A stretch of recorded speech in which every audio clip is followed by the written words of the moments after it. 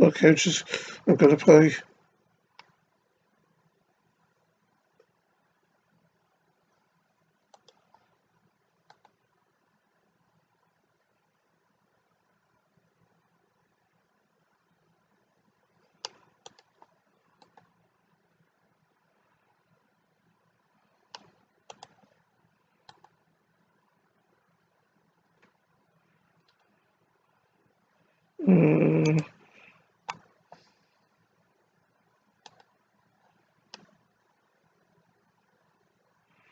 Yeah, I'm gonna play.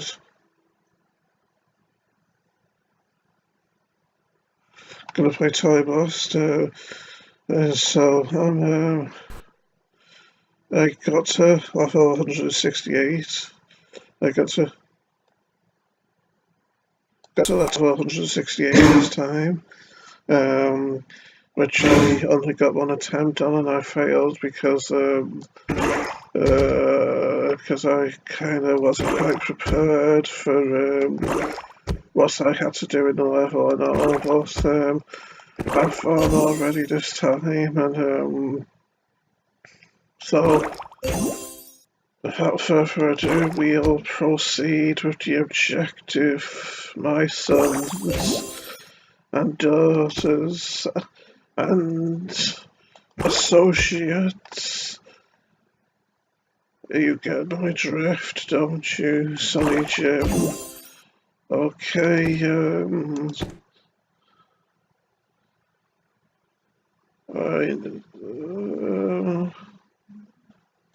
side now, I'll do this.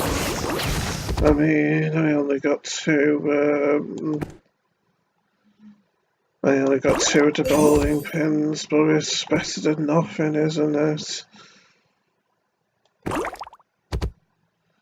And I had a bit of an irrational fear that I might have been being wasteful if I didn't take advantage of the opportunity that presented itself just then when I had all those power-ups there.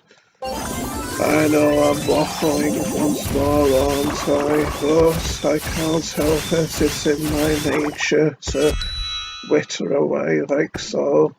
Makes me think of high school in my English classes when my English teacher in my last 2 years, used to say things like, "Stephen, you're wittering again," and I looked it up afterwards online and I couldn't even find wittering as an actual word in the English language. I just turned this off, I'll give it for later. But yes, I've finished the level now, so I'll try the best, yes. It's all thanks to God, though. And Jesus. Okay,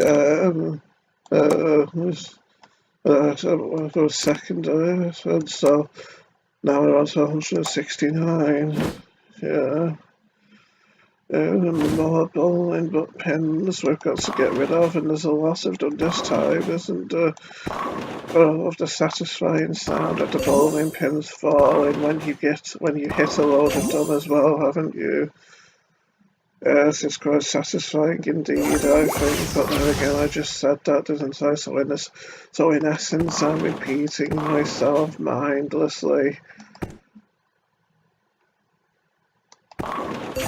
But we all have our down times, don't we, our times when our performances are somewhat uninspirational and all. But if it wasn't for the bad times, the good times wouldn't always feel so satisfying, would they? I say that although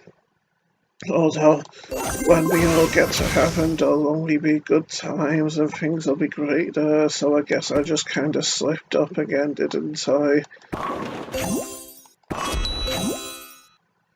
But for all my slip-ups and foul-ups in life, I will still always recover being the great legend I am, yes.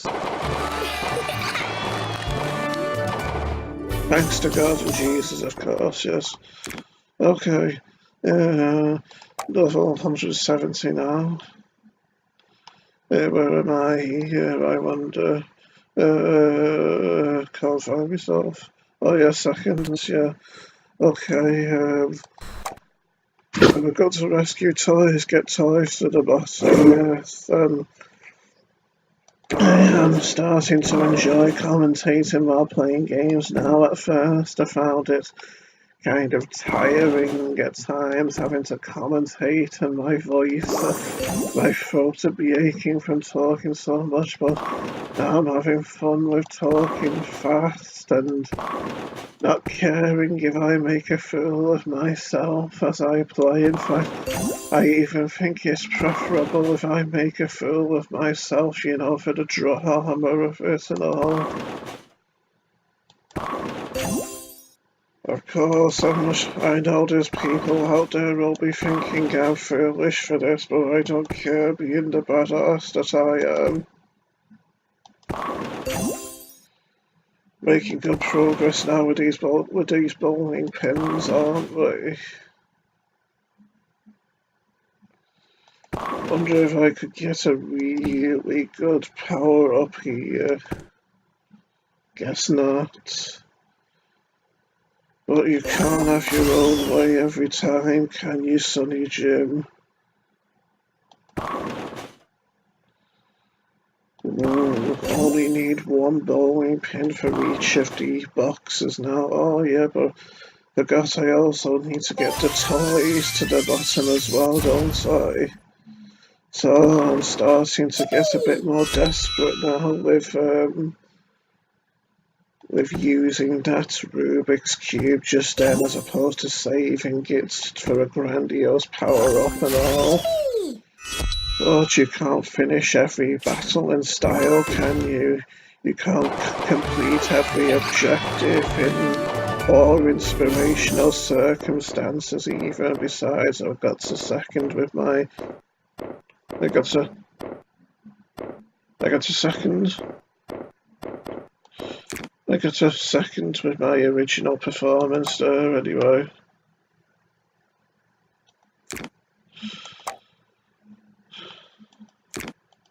Just dealing with my OCD. Look, first on this one, intriguing trees in the midsummer rainforests, my sons, yes. So we've got to get rid of the bubbles on this one, and yes, and we've got to get rid of the most, if not all, of the bricks as well, even though they don't show up here in the objectives area. And we've got random bricks at all, something which always overcomplicates matters, doesn't it? And if you've been watching my videos for a while now, you'll know it's exactly what I mean from my previous commentary as I play through these levels. I just got the taste for Del Monte fresh orange, for Del Monte fruit juice in my head, and I could just have a glass. I mean, I'm not exceptionally thirsty, but it is really nice, and so obviously you're gonna get the taste for it in your head every once in a while if you enjoy it like I do, sorry, Jim. I was going to say brother then, but it didn't kind of roll off the tongue in the way I would have liked, so I had to retcon, didn't I?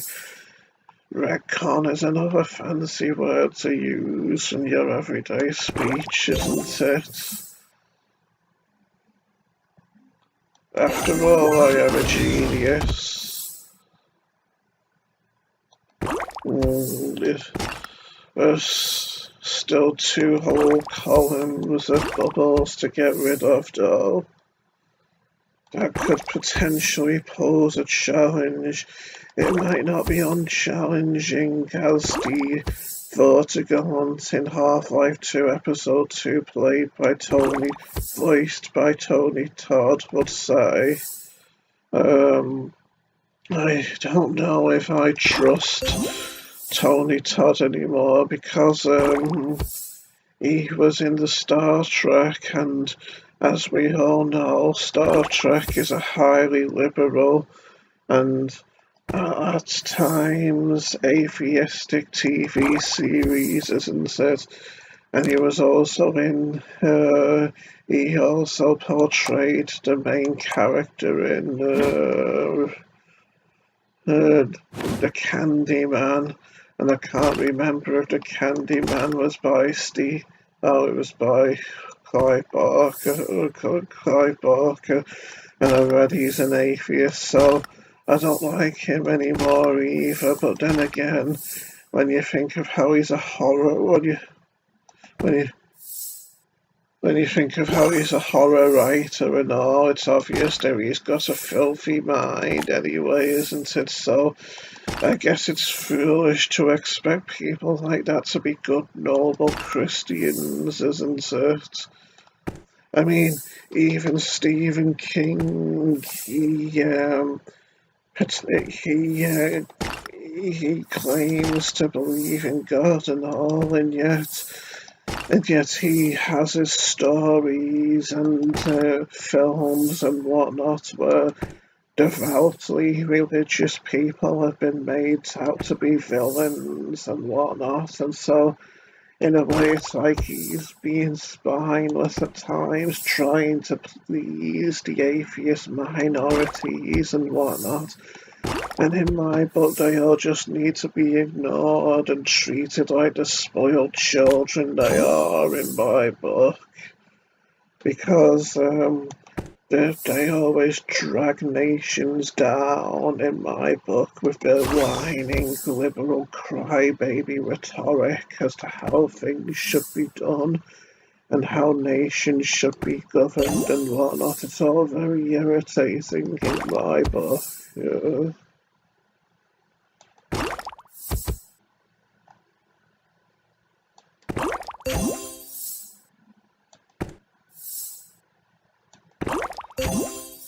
This level is definitely proving challenging, isn't it, sons and daughters? But life wouldn't be fun if not for the challenges, would it? Well, maybe not, anyway.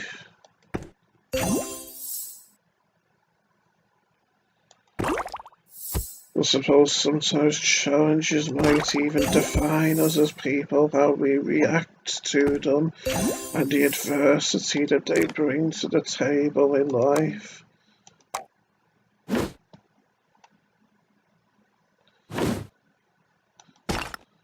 So, makes me think I probably really struggled on this level the first time, or the first times I played it. Back some years ago when I was first getting started with the game and all. How's everyone's day been anyway? I had an I remember my dream now. It was about a scary game that I used to play called Quake 2. It's funny because I haven't had nightmares about that game in a long time, and even then I don't know whether I'd call my dreams and my dream that I had a nightmare, even though it was kind of scary and disturbing at the time. I has in Quake 2 the enemies are this big group of cybernetic aliens from an alien planet, and they've been regularly attacking Earth and killing and collecting human victims to transform into cyborgs to boost their numbers, and also they've been raiding Earth for resources and whatnot while they've been killing. And at one point, the military forces of Earth decide they've had enough, and they send a military unit in retaliation to the alien planet when they're on their way back after a raid, and so when and so when the Marines get to the planet, they find out they've been ill prepared as the cyborgs are able to badly disorganize badly disorganize uh, badly disorganize badly disorganize badly disorganize badly disorganize and the cybernetic race are able to badly disorganise the Marines in their pods as they're coming down to the planet, separating them all.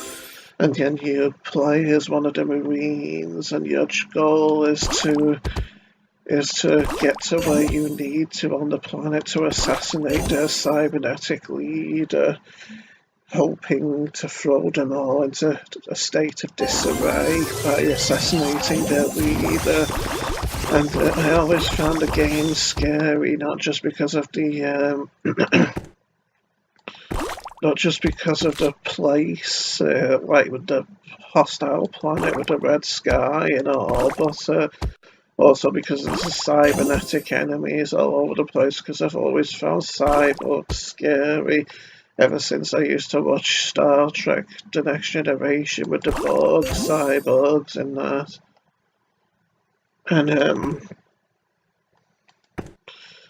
in my dream, I dreamed I was sitting somewhere on the alien planet, and one of the types of cyborg that I was most scared of in the game was a cyborg called a berserker cyborg. They were tall, lean cyborgs, horse human, with mechanical parts, and they'd have a big hammer type thing, a big sledgehammer type thing as one of their arms, and a big impaling spike as their other arm, and because they had a kind of grey and yellow stripy colour scheme on them, I always used to imagine them as being like construction cyborgs or builder cyborgs from a storyline perspective. And yeah, I was always scared of them because when they saw you, they'd run at you very fast, trying to either hit you with their big hammer on their arm or impale you with their spike. And I just found them scary looking when they'd come running at you really fast. They also did a kind of very loud and very disturbing scream when they died, I think, and that made them scarier, despite the fact that they were cyborgs and supposed to be mindless and not feeling pain and all. So it kind of seems strange when they scream, so it kind of seems strange that they'd scream, but also kind of disturbing as well. Makes me think of the RoboCop films like RoboCop 2 and how I thought, and when I used to play RoboCop versus Terminator on the Mega Drive, and RoboCop would scream when he died, and I thought that made RoboCop even more disturbing because I found RoboCop scary as a teenager as well, and so the idea of him screaming in pain when dying made him even more disturbing to me, really. And yes, in my dream,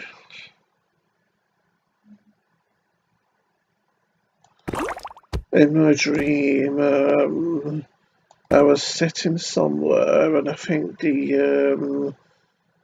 I think the Berserker cyborg needed to do repairs or something, because for some strange reason it seemed, I don't know if it was friendly or just cooperative to the cause of me and my fellow Marines, and but yeah, because it was repairing something or whatever that we had to use, it had to come and sit next to me as it was doing the repairs with its long cybernetic arms and its head, which didn't look quite human, a bit fake, like a mannequin head or something.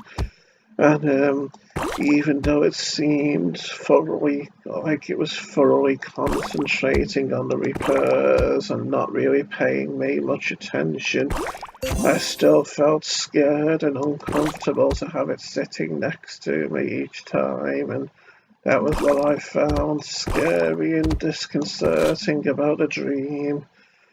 And what's funny is that as the dream progressed, I ended up actually having to fight some of the berserker types of cyborgs later on.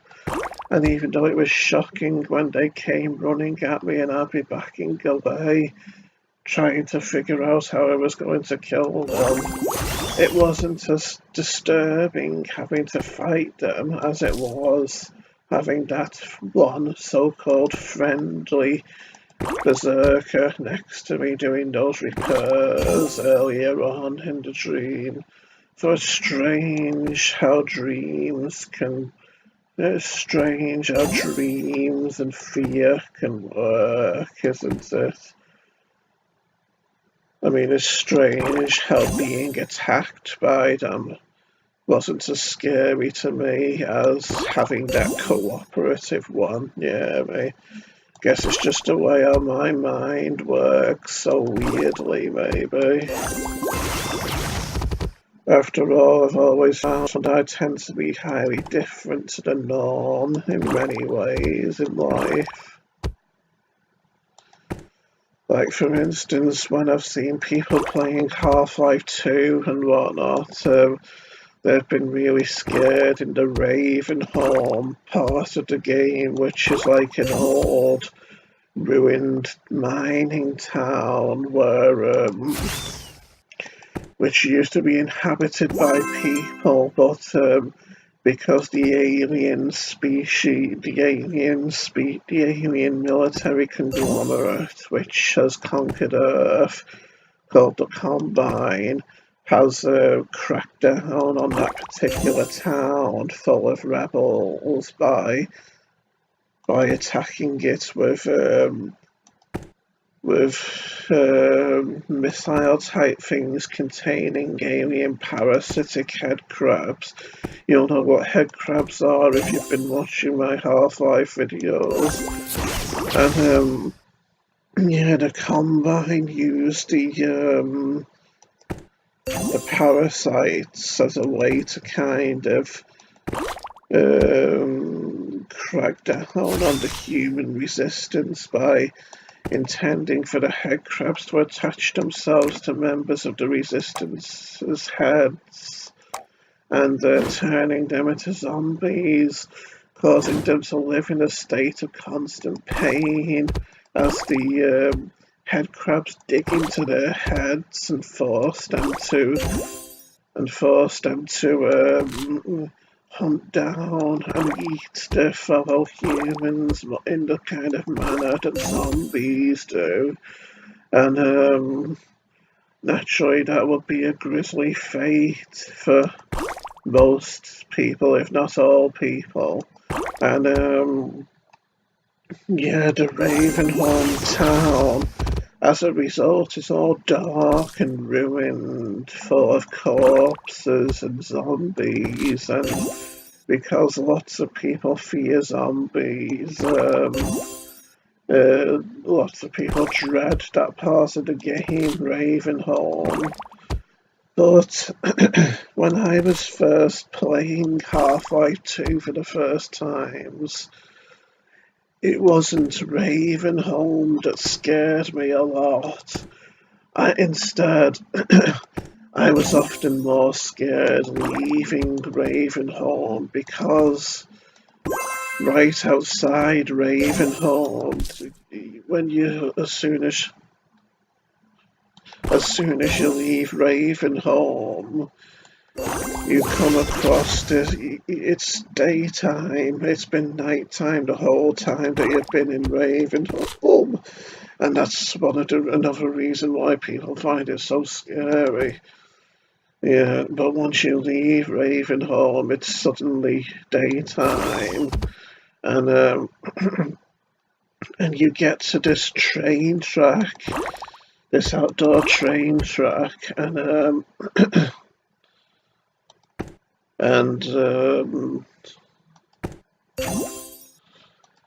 and you find zombies that are being sniped by combined soldiers.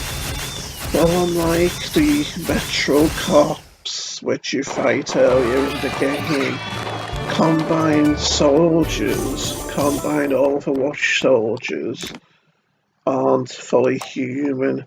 They're humans who have been surgically altered and they've had mechanical parts added to their bodies, essentially making them somewhat cybernetic, and they've been brainwashed to the combined cause as well, meaning that they're much less likely to be inhibited when hurling themselves into combat or dangerous situations in order to fight for their combined masters. And because of my fear of cyborgs, I was more scared coming out of Ravenholm having to fight the new combine Overwatch enemies than I was in Ravenholm fighting zombies, despite the fact that Ravenholm is well known among most people as the scariest part of the game, so to speak. In fact, the first times I played Half-Life 2, I was so kind of fearful and anxious fighting the new cybernetic soldier enemies that I was even anxious about walking over the tops of their bodies once I killed them, imagining the scary lifeless looks on their faces under their gas masks when they died, because because their faces look pretty scary under the gas masks when they're alive, being cybernetic and almost mindless, and so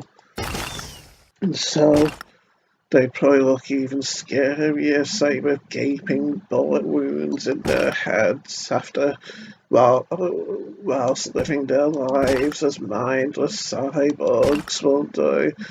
But I've been focusing on negative, scary things.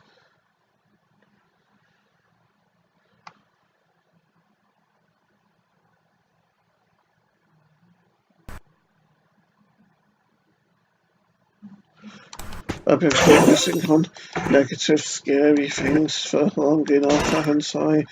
And since this video's coming to an end and all, with how I don't have many lives or moves left, and there's only a few minutes left, and I haven't really been paying attention to the objective of the level here, which means I'll probably lose.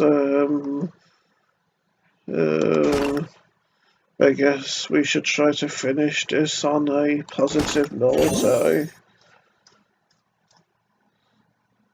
I might have a chance, but no, I don't think it will. Oh well, it was close when I eventually figured out what I had to do, wasn't it? Anyway, I'm out of lives now, and I've advanced a good deal, so see you all next time, everyone. Goodbye, stay Maniacs, and stay strong in life. the next time a corrupt government tries to cyberneticize you and turn you into mindless zombies. Goodbye.